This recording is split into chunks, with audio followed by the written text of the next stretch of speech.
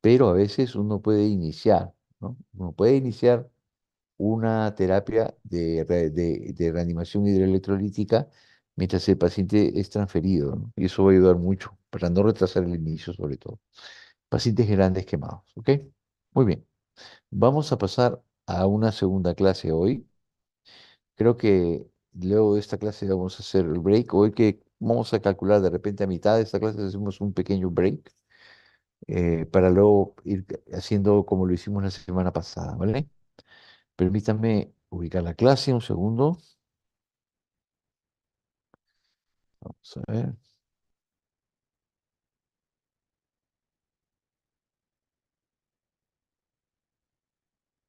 Mm,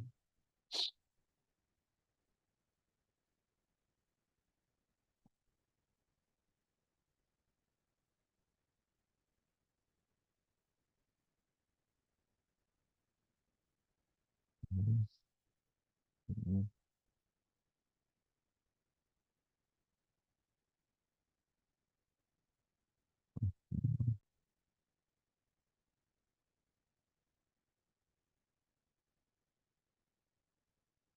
Ok, me indican si se visualiza. ¿Se visualiza? Sí, doctor. Sí, doctor. Perfecto. Muy bien. Pues vamos. Hemos visto un poco el manejo de reanimación hidroelectrolítica y vamos a ver un poco también los cuidados de la lesión en sí. Hemos visto la reanimación de fluidos, que es algo que evita el shock hipovolémico, evita algún tipo de, que es la primera preocupación en el manejo del gran quemado, pero hay también un cuidado relacionado con la lesión, que es algo que está más al alcance de manejo que ustedes podrán hacer. Hay dos objetivos. Primero, el manejo inicial de la lesión y luego el control del dolor también. ¿Qué saber antes de manejar una quemadura? Primero, el escenario. Esto es muy importante. En un paciente consciente es posible obtener toda una serie de datos, de información que nos va a servir de mucho para orientar el manejo, ¿ok? Pero en un paciente inconsciente no. A veces ocurre que el paciente llega con quemadura y llega inconsciente, porque puede haber un trauma asociado a la quemadura. Eso complica mucho. Pero por lo general, ¿no? O también que sea un niño muy pequeño, ¿no? Pero por lo general, uno tiene esta información. Primero, el escenario en que ocurre, ¿no? Si es en un incendio, si ocurrió cocinando, si ocurrió de repente manipulando un artefacto eléctrico. Estas circunstancias nos van a ayudar mucho.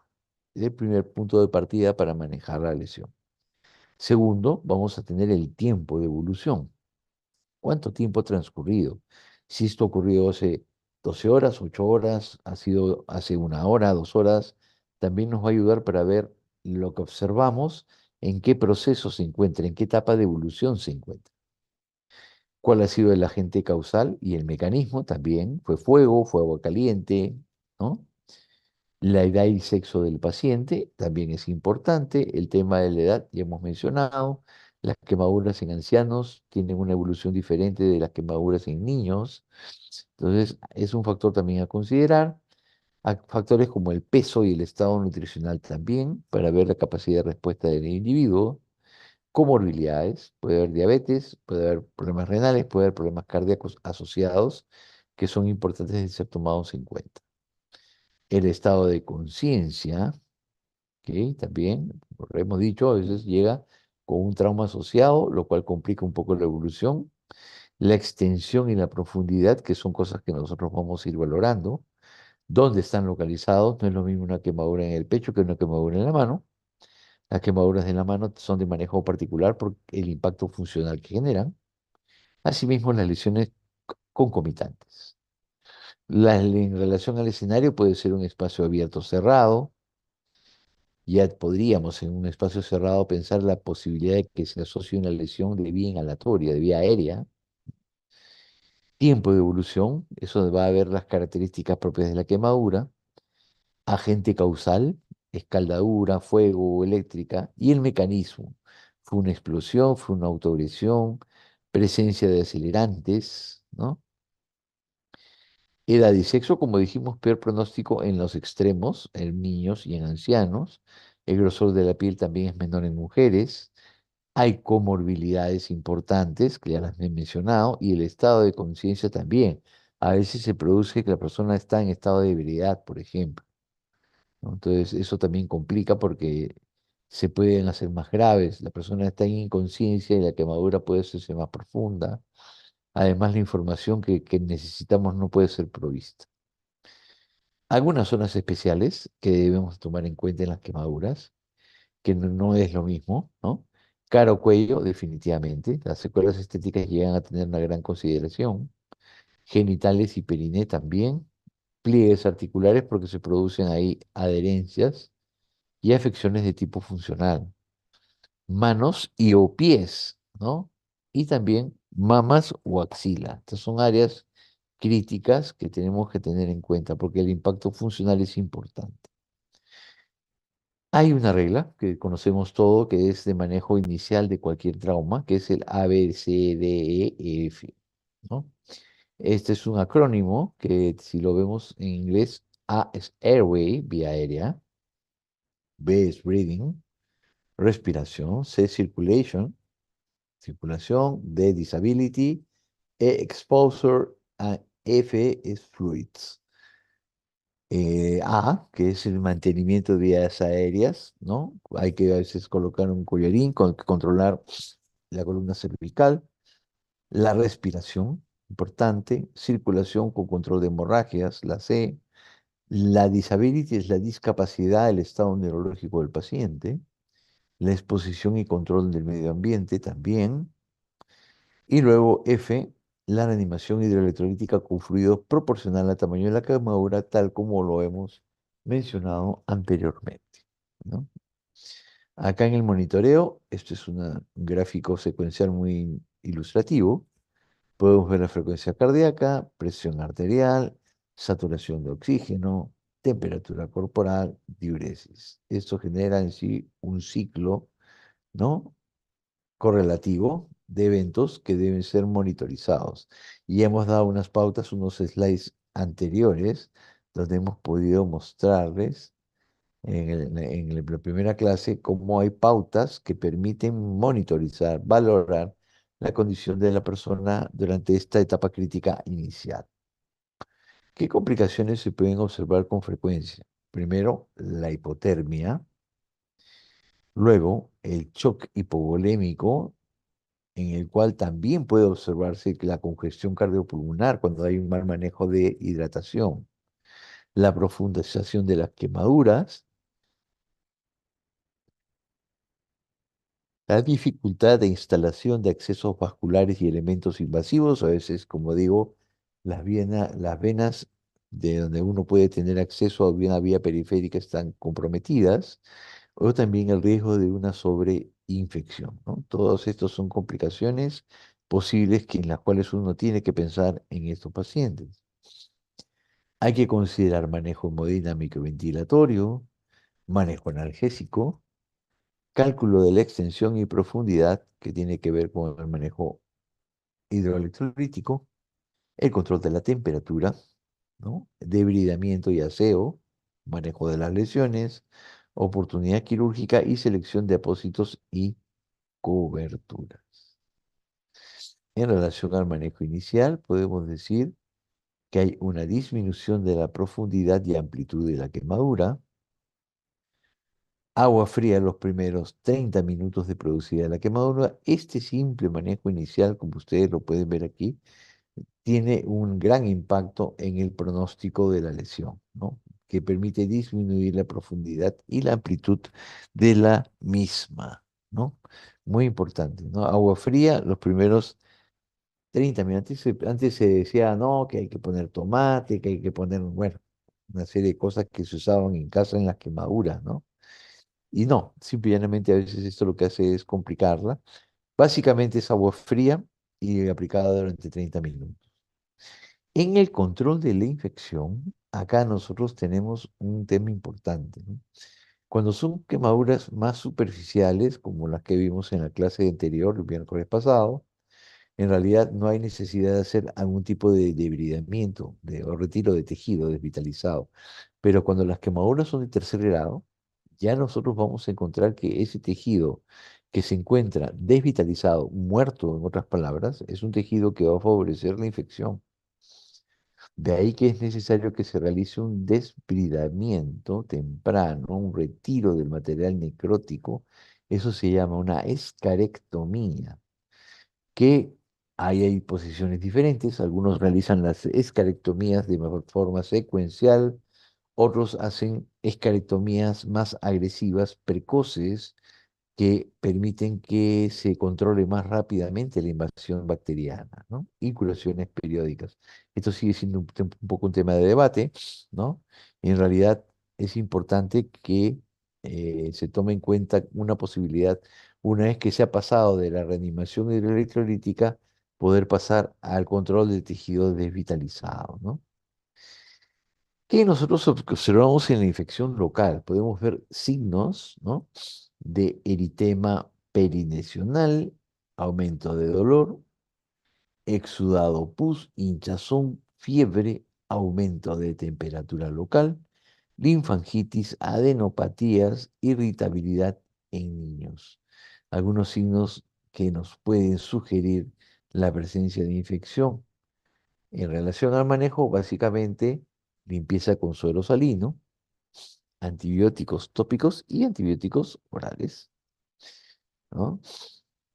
En relación al manejo tópico, ¿no? Se usa mucho, por ejemplo, la rifamicina, que es la rifocina, que es un spray con un líquido medio anaranjado, o el mercurio cromo, que antes era, pues, de color, tenía un color característico rojo, luego hay unas formas incoloras para aplicarse cada 6 horas y se usa mucho, sobre todo cuando son quemaduras más superficiales.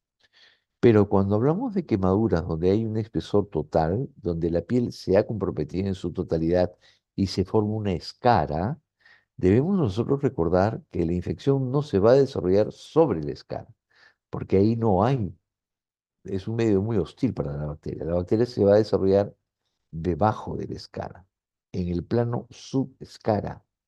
Entonces, para que nosotros podamos tener alguna eficacia de los tratamientos tópicos, estos tratamientos tópicos deben penetrar la escara. Deben ser agentes antibacterianos tópicos con características de penetración de escara, de tejido necrótico. Lo cumplen la nitrofurazona, que es el furacin, un poco menos, y la sulfadiazina de plata para aplicarse cada 12 a 24 horas. Esto se usa mucho. En realidad, la sulfadiazina de plata, el requerimiento ideal es que tenga la forma micronizada, que es una forma de presentación que hace que esta crema, porque es una crema, ¿no? En el caso de la nitrofurazona es un ungüento, ¿ya? Pero en el caso de la sulfadiazina de plata es una crema que al aplicarse sobre la zona permite que se absorba. Esta forma micronizada favorece mucho esa absorción. Acá tienen ustedes, este es el Termacene, es el nombre comercial de este producto de sulfadiazina de plata de tipo micronizado, que es el tipo de crema que permiten una mejor y mayor absorción. En quemaduras más superficiales se puede aplicar, como ustedes ven, esto es muy conocido, lo que se llama, ¿no? Una gasa parafinada. Es una gasa parafinada. ¿Ven? Tiene un petrolato que es como una vaselina, que lo que hace es que no se adhiera, ¿no? Sea fácil de remover y se coloca sobre las superficies cuando son quemaduras más superficiales en realidad. Pero, como repito, cuando quemaduras con un compromiso total de la piel, es mejor dar una cobertura con antibióticos, ¿no? Porque ahí ese tejido no se va a defender, ¿no? En relación al manejo de las ampollas, ya comentamos algo en la clase anterior. Esto genera un poco de debate, de alguna manera, dado que algunos piensan que estas ampollas deben romperse, otros no. En realidad no hay un estudio que haya demostrado que romper las ampollas o no sea mejor. Lo que sí es cierto es que esas ampollas van a limitar el dolor, mírenme, porque esta es una quemadura típica de segundo grado, donde hay un eritema bien notorio en alrededor, inflamación, y la ruptura de las ampollas genera áreas cruentas que tienden a generar más dolor en el paciente. De ahí que algunos prefieren no romperlas y mantenerlas, aunque al final terminan rompiéndose, evidentemente, pero alivian un poco al paciente. Mantenerlas no promueve la infección ni provoca un retraso en el desarrollo de las lesiones. Entonces queda un poco a criterio de la persona, pero yo particularmente prefiero siempre mantenerlas, ¿no? En relación al dolor, hay varios tipos de dolor. Hay dolor en reposo, hay dolor por procedimientos, hay dolor postoperatorio, hay un dolor crónico. Todo esto está asociado a un paciente quemado, ¿no? Según la evolución, nosotros podemos ver dentro de las primeras 0 a 72 horas, el dolor tiene un aumento significativo, ¿no? En la picazón, el prurito, recuerden ustedes que es una forma de dolor, ¿no? Es una forma de dolor que hay que tomar en cuenta. Pero básicamente en esta etapa inicial es importante, ¿no? Incremento del dolor, dependiendo de la extensión de las lesiones, la profundidad. Luego viene la etapa aguda, que tiene que ver las 3 a 5 semanas, donde el dolor se hace intenso y persistente, para luego hasta durante el periodo de cierre y recuperación de las heridas, se observa una caída del dolor para luego aparecer una curva de dolor crónico asociado a ciertos aspectos funcionales, cuando hay sobre todo adherencias o limitaciones funcionales en articulaciones pueden generar dolor, ¿no? Y por otro lado, el prurito, que no está presente inicialmente cuando estamos en etapa de cicatrizaciones, este prurito tiende a incrementarse, ¿no? Control del olor, básicamente inicialmente se debe enfriar y cubrir la quemadura. Se pueden usar paracetamol, AINES. Algunos opioides hay que tener en cuenta, ver con cuidado. El opioide tiene algunos efectos no deseados y de ser limitado a casos muy severos, ¿no? Dolor intermitente o asociado a la cirugía, los opioides de acción corta, algunos lo consideran gold standard, aunque estos protocolos son más de Estados Unidos, nosotros los usamos menos y tenemos otras alternativas. Ansiolíticos también son importantes y algunas terapias no convencionales o no farmacológicas. Los antiinflamatorios no esteroideos son excelentes en el dolor inflamatorio, potencia los opioides. Hay que tener cuidado en pacientes porque puede aumentar el riesgo renal, porque los AINES lo hacen. También úlceras gástricas, sangramiento y riesgo cardiovascular. Esto en relación a los AINES. En relación al paracetamol, este va a tener una acción periférica y central, va a mejorar la acción de los opioides, va a tener un excelente perfil de riesgo y pocas contradicciones. Es de buena elección. Se calcula 10 a 15 miligramos por kilo cada 4 a 6 horas. La morfina, un opioide, para los esquemas americanos, vamos a decir americanos, los de Estados Unidos, es el gold estándar en el manejo de dolor severo. Sin embargo, hay que saber administrarlo, saber monitorizarlo, porque los opioides tienen como característica deprimir la función respiratoria. Algunos pacientes han muerto por dosis no controladas de morfina debido a parálisis respiratoria. Es muy importante entender que no es un analgésico de uso fácil y que requiere monitoreo constante, ¿no? Acá tenemos una referencia, el efecto por vía oral de 30 a 90 minutos y endovenoso en 10 minutos. Hay algunos opioides como es el tramadol, ¿no? Que se usa en asociación con el paracetamol actualmente, que es una buena alternativa también, el tramadol, ¿no? Que es un opioide derivado. Acá tenemos la morfina, ventajas, analgesia para procedimientos, sobre todo cuando hay, por ejemplo, cirugía de injertos. A veces es bueno como analgésico postoperatorio, ¿no? Y no produce tanta depresión respiratoria. Desventajas: inicio de lento, puede asociarse a náuseas y vómitos, así como también a constipación, ¿no? El fentanilo es un opioide sintético, se usa mucho en anestesia, ¿ya? Incluso ahora se habla mucho de epidemias de fentanilo porque este producto tiende a producir un efecto de una sensación de bienestar. Se está administrando las personas con otros fines de hedonismo, ¿no? Sin embargo, es muy útil, como les digo, como un buen analgésico en anestesia. Se usa en dolor por procedimientos, ha sido validado para cambio de apósitos, ¿no? Ahí está la referencia. Y en dosis de 1 a 2 microgramos por kilo de peso, fentanilo.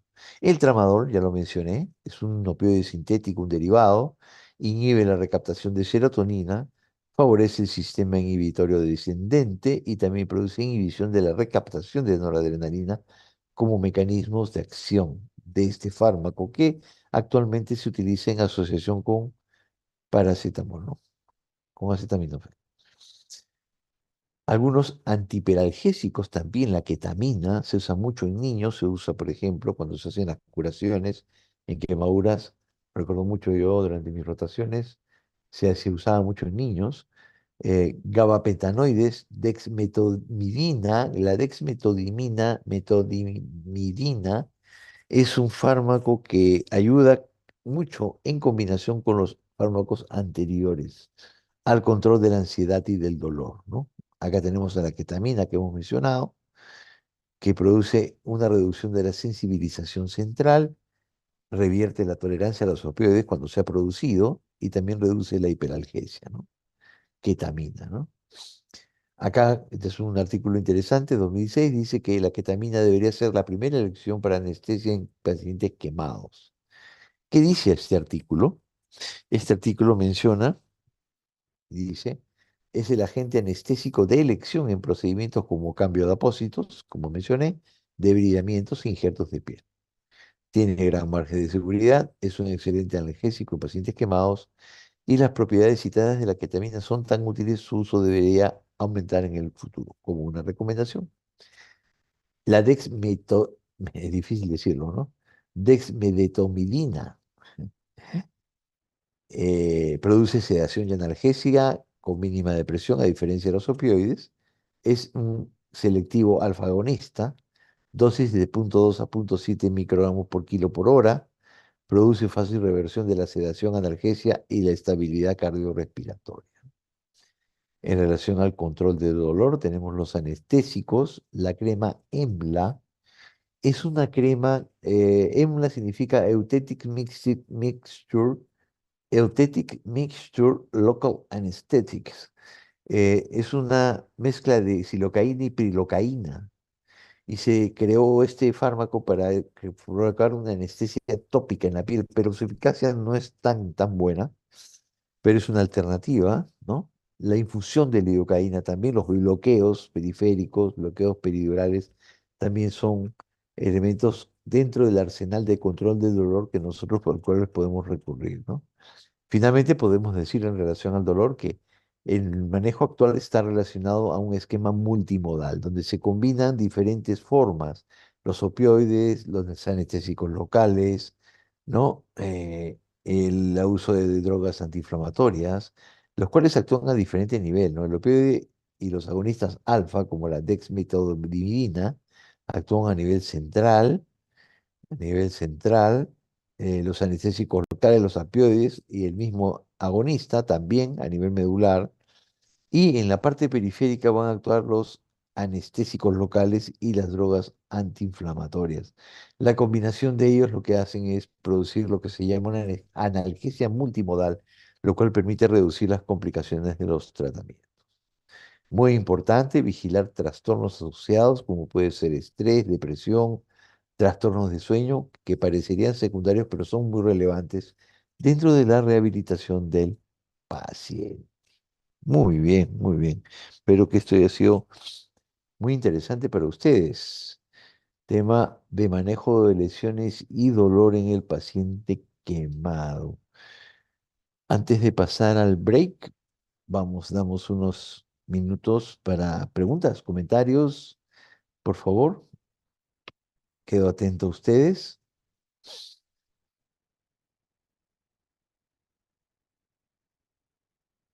A ver si tenemos preguntas, alguna duda en relación al tema. Doctor, Dígame. el uso de, no, más que todo para quemaduras de primer grado, que comentan, ¿no? Ponerle papa, pepino, ese tipo de cosas. De alguna manera, bueno, claro, ¿no? Muchos dicen y ponen, pero ¿hay algún estudio científico que lo comprueba o solamente es como que... Bueno, el primer grado es una lesión muy superficial, ¿no? En realidad, ¿no? Que va a resolver en poco tiempo. Eh, Cualquier cosa que sea que tradicional o folclóricamente se haya recomendado no está estudiado. Entonces, básicamente son cosas que no se puede estimar si tienen algún efecto beneficioso o nocivo. Lo que hay que recordar es, primer grado es una lesión superficial, por lo general hay que quizás usar algún tipo de analgesia e hidratar la piel, ¿no? Que la piel se deshidrate y se seca característicamente. Entonces, hidratar la piel con una buena crema humectante y nada, ni siquiera los antibióticos están indicados. En una quemadura de primer grado, ¿no? Una quemadura de segundo grado tampoco, ¿no? Por lo general, nosotros usamos mucho antibiótico profiláctico, recuerden eso, ¿ah? Para todo. O sea, una operación, antibiótico, ¿no? Se hizo un corte, uno hace una sutura, antibiótico. Pero esos antibióticos no están siendo indicados como tratamiento, están indicados como profilaxis. Y si vemos la literatura, no existe evidencia que se haya demostrado que sean eficaces como profilácticos. Sin embargo, los usamos mucho, mucho. Y eso es algo que hay que ir cuestionando un poco, ¿no? Yo creo que hay algunos tipos de tratamientos folclóricos o tradicionales, vamos a llamarles, que pueden generar alivio en la persona, ¿no? Entonces, no soy enemigo de eso, pero hay que tener cuidado porque a veces he visto, por ejemplo, casos de que hay personas que les han puesto, yo recuerdo un caso muy en el hospital, una persona tuvo una herida en la pierna y le pusieron hojas de llantén y parece que no tuvieron el cuidado debido, ¿no? De con estas hojas y se produjo una infección terrible, perdió la piel de todo el miembro inferior, pero por una complicación. Entonces, hay que tener cuidado, ¿no? A veces podemos querer ayudar, pero siempre es bueno tratar de sustentarlo científicamente en la medida de lo posible. Salvo que ustedes hayan adquirido por ahí alguna experiencia con algo y bueno, siempre es bueno que la puedan ustedes medir objetivamente y publicar, ¿no? Podría ser muy útil, ¿no? Por ejemplo, en las cirugías de paladar, de fisura palatina, se observa de que el rol del uso de la miel en el postoperatorio trae grandes beneficios en la cicatrización de ese tipo de cirugías. Y eso no está bien estudiado. Entonces, yo creo que no hay que cerrarse, ¿no? Pero sí hay que ser un poco crítico y se trata de ser lo más objetivo posible porque, como ven ustedes, a veces podemos hacer daño, ¿no? Sobre todo si nos volvemos tan empíricos, ¿no? Creo que esa sería la recomendación que yo le podría dar, ¿vale? Muy Gracias. bien, gracias. Vamos a pasar a un break de 10 minutos, ¿vale? Y de ahí continuamos para